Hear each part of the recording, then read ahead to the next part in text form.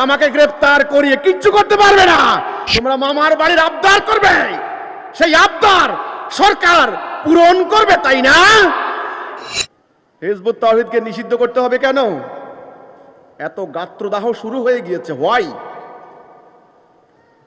তোমাদের ধর্ম ব্যবসাকে আল্লাহ রাব্বুল আলামিন 1400 বছর আগে নিষিদ্ধ করে দিয়েছেন। তোমরা আল্লাহর খাতায় নিষিদ্ধ। অল্প দিনের ব্যবধানে মানব জাতির মধ্যে তোমরা নিষিদ্ধ হবে। আমাকে গ্রেফতার করিয়ে কিচ্ছু করতে পারবে না। আমার বক্তব্য সারা দুনিয়াতে ছড়িয়ে যাবে অল্প দিনের ভিতরে ইনশাআল্লাহ। কারণ আমি সাধারণ মানুষ, আমার বক্তব্য সাধারণ নয়, আমার বক্তব্য অসাধারণ। আমি আল্লাহর পক্ষ থেকে দাঁড়িয়েছি আল্লাহর কথা বলার জন্য।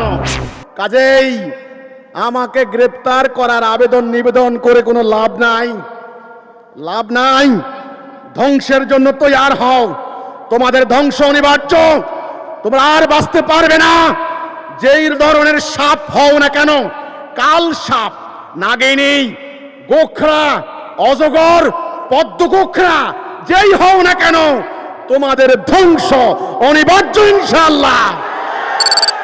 এই ধর্ম ব্যবসায়ীরা, সাপের বাচ্চা সাপ, আমার কথা নয়, ঈসা ইবনে মারইয়ামের কথা।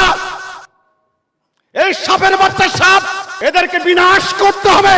বিনাশ করার জন্য হিজবুত তাওহীদের আবির্ভাব হয়েছে।